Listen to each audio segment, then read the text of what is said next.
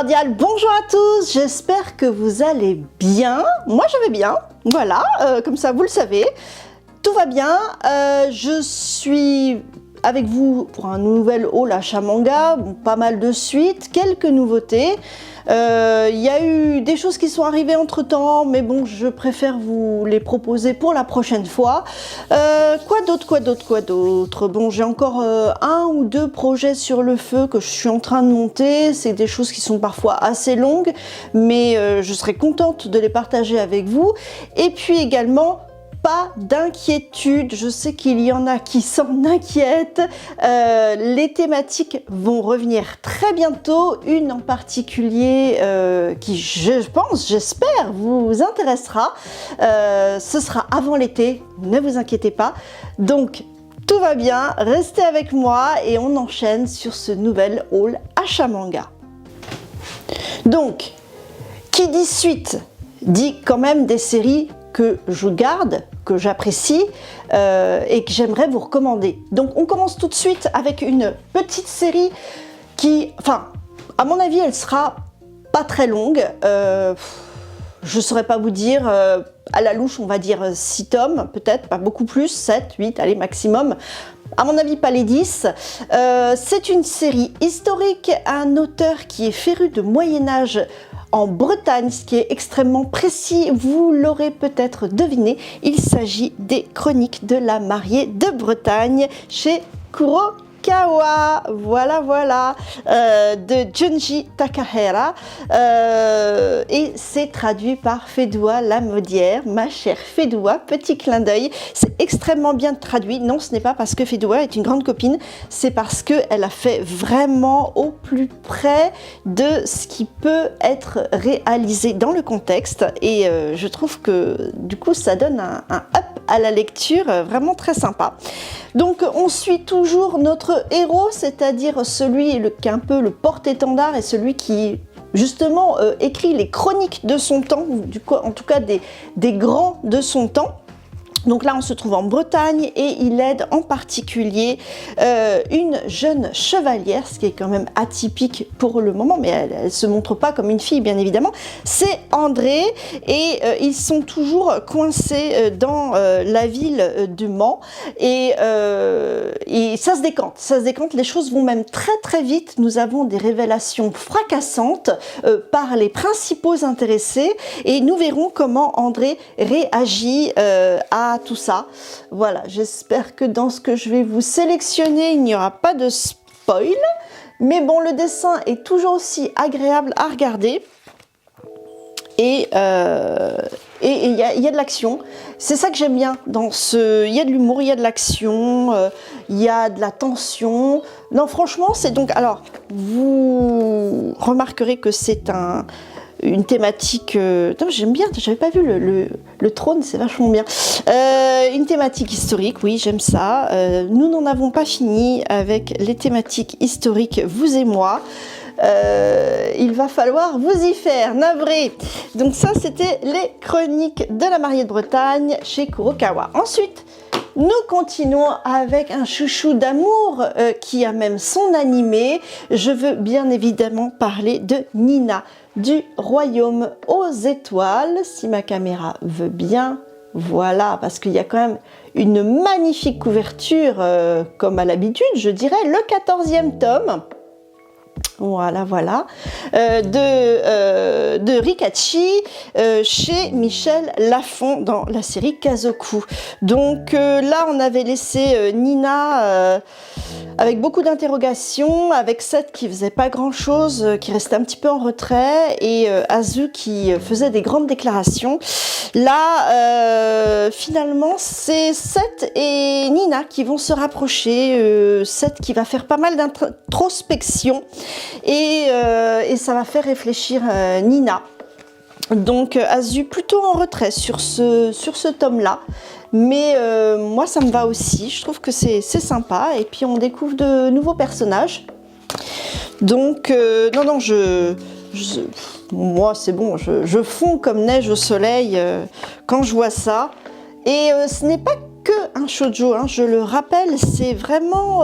il y a une avancée dans l'histoire, il y a vraiment un nœud épineux, hein, comment dire, un nœud de vipère. Là, on sent toutes les tensions politiques. Vraiment, ils n'ont pas que leur propre vie à gérer, sinon ce serait beaucoup trop simple. Donc voilà, je me régale et je continue bien évidemment. Je ne sais pas, pour le coup, je ne saurais pas vous dire combien de tomes ça fera.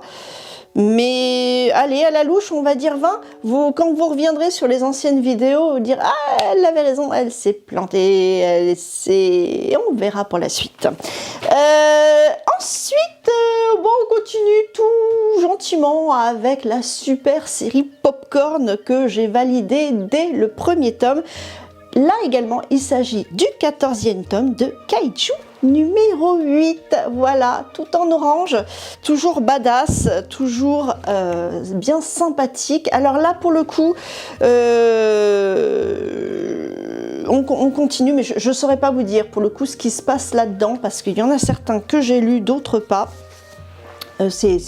Voilà, c'était un 2 en 1, un haul achat manga et une rétrospective de lecture, parfois un coup sur deux, un coup de temps en temps. C'est vrai que de temps en temps, je craque quand je les ai sous la main, je me dis bon, j'ai envie de les lire, même si je dois faire un haul achat manga. Voilà, donc c'est pour ça que parfois je ne sais pas du tout ce qui se passe dans les tomes. Je vous présente ça à la One Again, mais vous avez vu, hein, il y a toujours de l'action, c'est punchy et c'est toujours aussi magnifique. Je rappelle que c'est chez Crunchyroll et c'est dessiné par Naoya Matsumoto, une jeune femme extrêmement talentueuse, vraiment, c'est magnifique. Donc surtout ne vous en privez pas, ce n'est pas parce que c'est un banger, un classique, un mainstream, que dis-je encore, eh bien non, c'est pas parce que c'est ça que ça ne vaut pas le coup. Oui, c'est pas parce que tout le monde en parle que ça ne vaut pas le coup. Il faut savoir en fait, vous-même, vous faire votre propre idée. Et vraiment, j'ai aimé Kaiju numéro 8 depuis le premier tome et je continue de l'aimer, d'être attachée au personnage, de trouver que la qualité est encore bien présente et que l'histoire, évidemment, il y a pas mal de combats, mais ça évolue gentiment, mais sûrement. Ensuite, rien à voir, on est sur le Purchosei, toujours mon petit bonbon au goût de thé. Je veux bien évidemment parler de L'amour est dans le thé chez Glénat de Umebachi Yamanaka. Voilà, le petit couple bien sympathique, si ma caméra veut bien, voilà. Hein, ils sont toujours bien mignons, ils sont toujours en couverture, comme ça moi j'aime bien. C'est une constante qui me plaît. Voilà, donc pareil, prise de conscience, avancée dans l'histoire, un peu de drama, et puis beaucoup de mignonitude. Non, franchement, ça se lit comme un petit bonbon et sans prise de tête. C'est bon aussi pour le moral. Donc voilà, et un dessin toujours agréable à lire. Donc voilà, on continue allègrement. C'était le 6e tome. J'enchaîne avec une autre série et pour le coup je m'interroge pourquoi, parce que c'est une série qui est également comme Kaiju numéro 8 un banger qui passe de devenir qui est déjà un classique, qui a tout pour elle, mais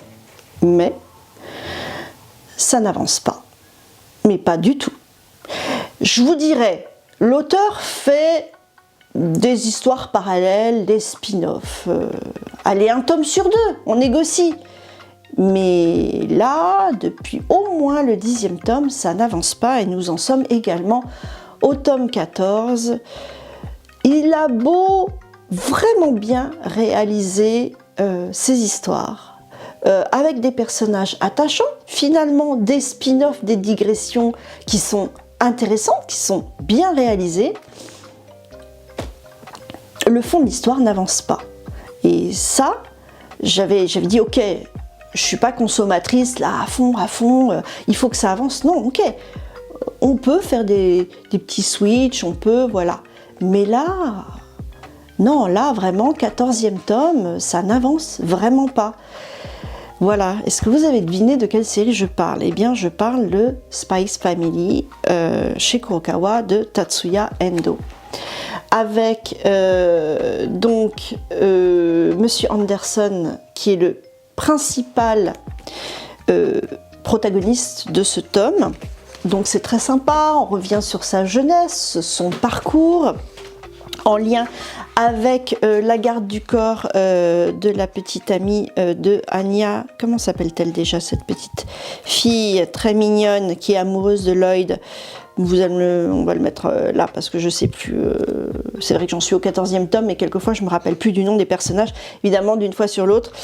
Voilà, c'est très bien, mais tout le long, ben, on parle que de Anderson.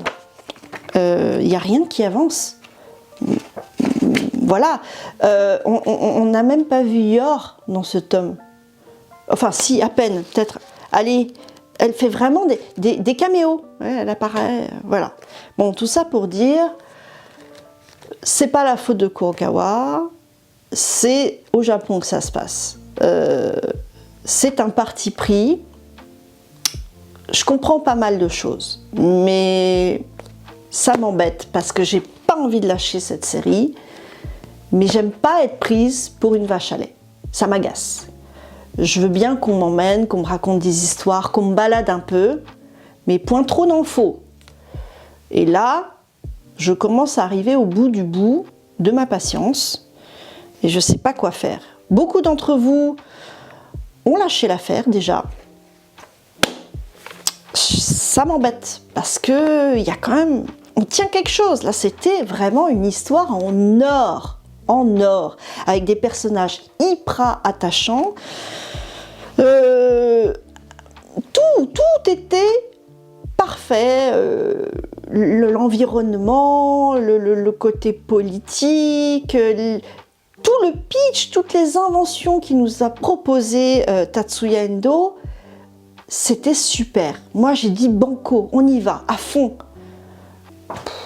Voilà, quoi. C'est dommage. C'est dommage. Alors, je ne sais pas quoi faire. Honnêtement, je réfléchis. Dites-moi en commentaire quelle est votre position, si c'est le même ressenti que vous avez.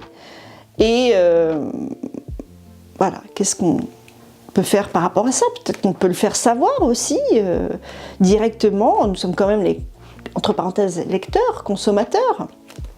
Peut-être dire, on veut bien tout ce que vous voulez, mais il y a un moment où il faudrait peut-être mettre le turbo, peut-être. Ou alors on négocie un tome sur 2. Pourquoi pas? Allez, un tome spin-off, un tome histoire principale. Enfin, qu'on n'ait pas l'impression vraiment de se perdre dans un labyrinthe tel celui d'Alice. Voilà. Bon, c'était mon petit coup de gueule. Sans m'énerver, mais mon petit coup de gueule. Nous enchaînons sur une super petite maison d'édition qui nous a présenté là aussi son banger. Voilà, je suis partie parce que j'aime les filles fortes, j'aime les romantésies, oui, tout à fait, j'assume. Et je voudrais vous parler chez Nabhan d'Anna et le prince d'Albion. Voilà, le 4e tome qui est enfin là. Toujours également dans cette série, le duo qui est en couverture sous différentes formes. Et ça me convient très très bien. Donc 4e tome. Là, bah, c'est pareil, je ne sais pas du tout de... Je ne sais même plus où je les avais laissés, les pauvres chéris. Mais bah, un dessin toujours agréable. On sent que ça va pas être forcément simple pour les protagonistes. Mais... voilà, moi je suis contente d'avoir récupéré la suite. Je pense probablement que je vais me le refaire, là, le 1 à 4, histoire de tout me remettre en tête. Et voilà, je suis bien contente. Nabhan, une très bonne petite maison d'édition qui monte, et qui propose vraiment pas mal, pas trop C'est ça que j'aime bien. Pas trop de titres, mais tous très différents. Tous qui ont leur caractère, leur personnalité. Et ça, j'aime bien.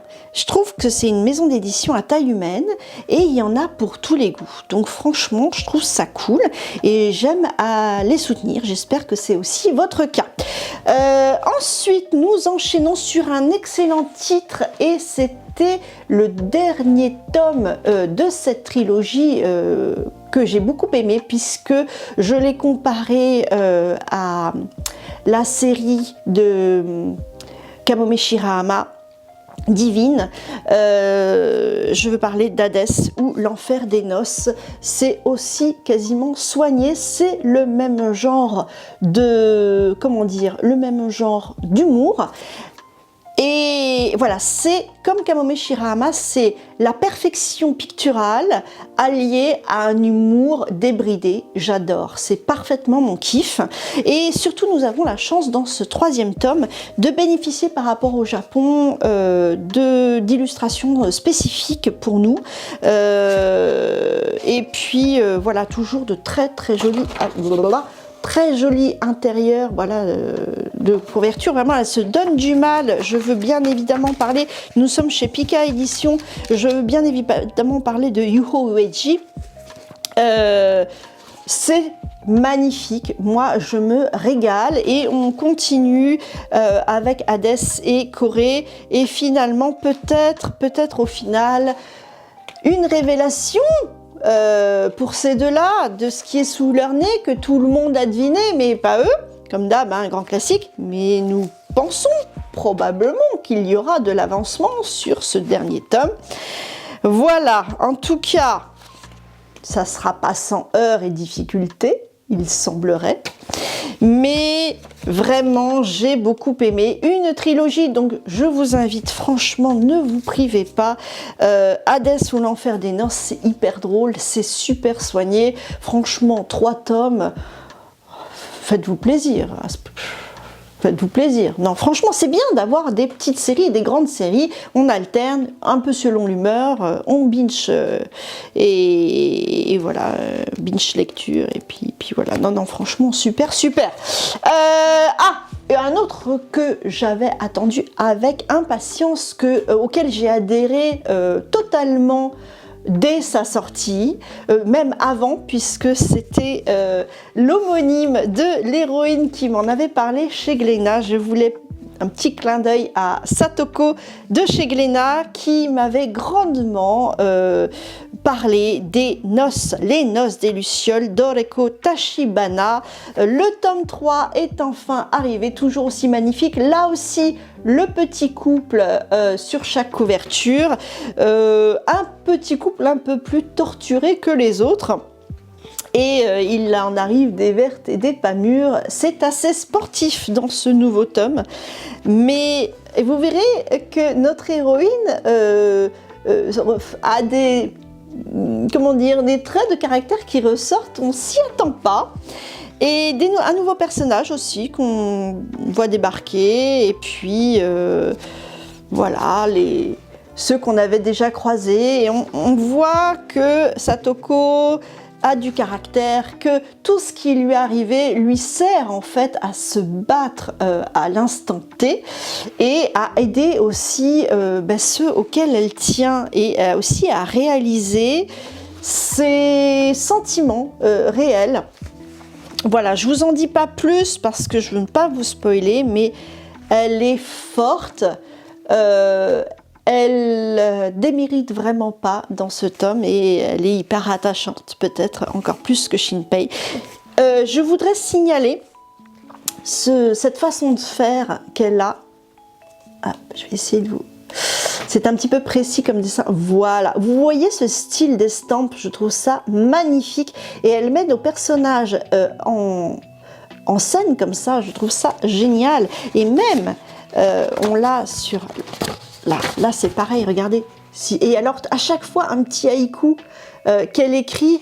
Regardez. Alors même, non, là, c'est comme un petit journal. Le 9 juillet, nous avons, nanana, j'avais beau être anxieuse, la lune, elle, était magnifique. Et là, le haïku qu'elle écrit, c'est les traces de pas dans la neige, le souffle qui fait de la buée et le bout du nez tout rouge, tu trouverais ça drôle, j'en suis sûre. Et là, il semblerait que ce soit Shinpei qui l'écrive.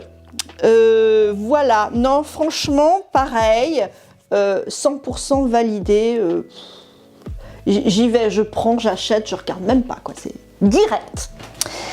Ensuite, nous finissons par une série qui se mérite au même titre que Isabella Bird, Magus of the Library. Pourquoi? Parce que ce sont des séries hyper travaillées.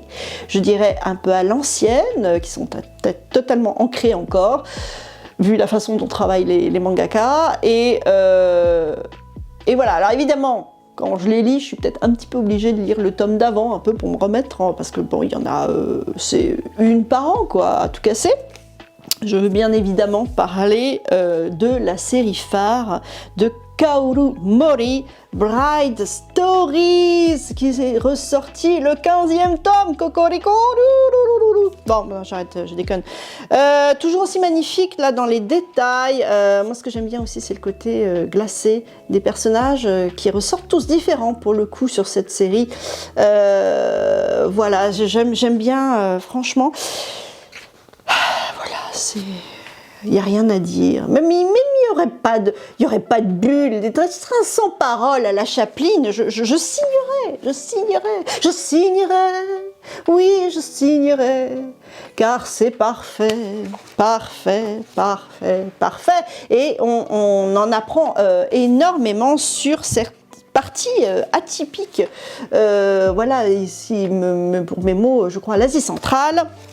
Non, franchement, on se régale, on retrouve des personnages, vraiment peut-être même là cette fois le choc culturel. Et voilà, moi je signe tout de suite, c'est une valeur sûre, c'est le genre de série qu'il vous faut dans votre bibliothèque en pilier, Mangatech, en pilier de Mangatech, c'est-à-dire ça ne bouge pas, c'est là, c'est beau, c'est juste pour la collection, non, il faut le lire de temps en temps, on les poussette, on regarde, on voit si ça n'a pas jauni. On aime, voilà. Bien, blague à part, ça y est, nous en avons enfin fini des suites. Nous allons passer aux nouveautés que j'ai trouvées. Alors, je vous disais que vous n'en auriez pas fini avec moi, avec la thématique historique, et là, j'ai encore flanché, parce que j'ai feuilleté et j'ai adhéré. En tout cas... à première vue. Pareil, j'ai trouvé l'approche intéressante. Il s'agit d'un personnage qui est de la petite histoire dans la grande histoire, qui approche les grands de l'histoire. On est en Angleterre et c'est à la cour d'Henri VIII. Qui dit Henri VIII, bien évidemment, dit sa première femme espagnole et ensuite Anne Boleyn. Et là, on suit William Cecil, qui est le fils du tailleur du roi, et qui se retrouve être un petit peu après... alors, j'ai pas lu, hein, mais de ce que j'en ai feuilleté, il semblerait qu'après quelques sueurs froides, n'est-ce pas, il se retrouve un petit peu sous la protection d'Anne Boleyn, et il veut vraiment tout faire pour l'aider. Je crois que quelque part il en tombe un petit peu amoureux, même si c'est un très jeune homme, je crois qu'il a une douzaine d'années. Et voilà, c'est édité chez Soleil Manga, c'est écrit par Ai Kozaki, ça s'appelle Dans l'ombre de la reine, l'histoire de William Cecil. Déjà, j'ai aimé la couverture. On voit William qui nous regarde, il brise le 4e mur et on voit les mains d'Anne Boleyn qui, voilà, il salue la reine et elle met une main bienveillante sur sa tête. Voilà, on le voit très jeune là. Et ça m'a interpellée. Donc voilà, on voit Henri VIII, égal à lui-même. Et voilà, c'est pas simple de servir ce roi violent et capricieux. Mais Anne Boleyn attend un bébé et William pourrait jouer un rôle crucial dans l'affaire. Donc, voilà. C'est magnifique. Non, franchement, je pense que ça peut être cool. Alors, c'est pas à mettre entre toutes les mains parce qu'il y a un peu de tout. Je dirais qu'à partir de 14 ans, on peut commencer à lire. On a les grands personnages de l'époque, hein, Sir Cromwell par exemple. Non, franchement, c'est une approche rafraîchissante de l'histoire classique. Et c'est vraiment, à mon avis, assez immersif. Donc, moi, je débute. Je vais voir ce que ça donne par la suite, mais ça m'a bien tenté. Ensuite, alors rien à voir du tout. Pour moi, ça m'a semblé être un petit ovni marron. C'est de Nizo Miura, c'est chez Glénat, et ça s'appelle Sahashi et les créatures fantastiques. En fait, qu'est-ce qui m'a fait basculer? C'est la tête du, s'il veut bien, là, il veut pas, hein. Il veut pas. Mais pourquoi, caméra, tu m'embêtes comme ça? Quand je fais ça, en général, ça marche bien. Ah, voilà. Vous avez vu cette tête de phénix? C'est un phénix. C'est un phénix. Et alors, donc, on est avec Sahashi, qui, alors, en gros, pour tout vous dire, il croit avoir acheté un poussin, et en fait, c'est pas vraiment un poussin. Vous l'avez deviné, et il est comme ça en connexion avec un peu le surnaturel, le paranormal, et donc ça va avancer. Et je trouve ça génial. Il y a plein. Regardez ces petites fiches personnages. J'ai bien aimé le dessin. Il est assez marrant. Il change. Il n'est pas lisse. Et donc il lui arrive. À mon avis, c'est hyper drôle. Il lui arrive plein d'aventures. Et donc, il est avec son phénix. Non, franchement, je pense que ça peut être un très bon titre. Je ne sais pas si vous en avez entendu parler déjà. Mais j'aime bien, en tout cas, tout ce qui est surnaturel. Ça me parle. Et c'est un enfant. Enfin, tout ça, ça peut être drôlement sympa. Ça peut être drôlement bien tourné. J'ai assez confiance. Voilà, folklore, comédie fantastique, j'ai assez confiance. Donc c'est de Nizo Miura et c'est chez Glénat, Sahashi et les créatures fantastiques. Et pour finir, j'ai trouvé un grand, parce que c'est un relativement grand format, un dernier titre que j'ai trouvé poétique, doux. Pareil, hein, j'ai feuilleté, donc c'est qu'une impression, je ne suis pas allée en profondeur. Déjà, rien que la couverture, je l'ai trouvée super douce.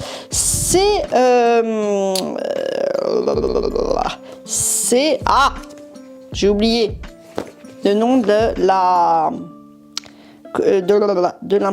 voilà, c'est Rue de Sèvres. Je vais y arriver.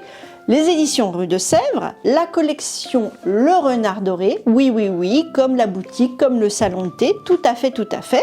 Et c'est d'Isuzu Uemura, et ça s'appelle Le Gardien des Étoiles. Regardez, Le Gardien des Étoiles. Alors je vous montre juste à côté, voilà ce que ça donne. Voilà. Voilà la différence de taille. Hop, je peux en bois. Voilà. Et donc ça parle de quoi? Ça parle d'un grand-père qui est avec son petit-fils qui gère un petit planétarium en pleine nature, qui sont passionnés d'étoiles bien évidemment. Et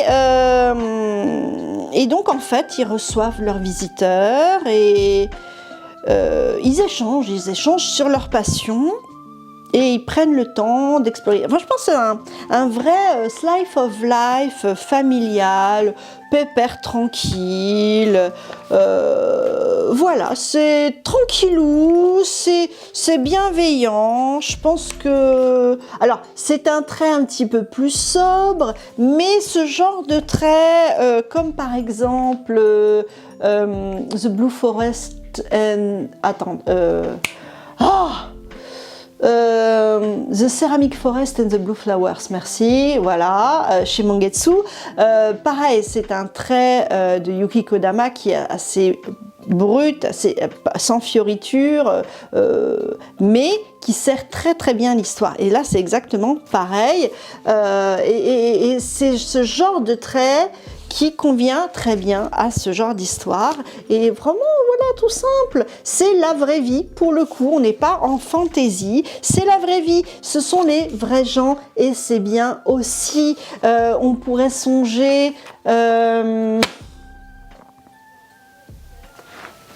J'arrive.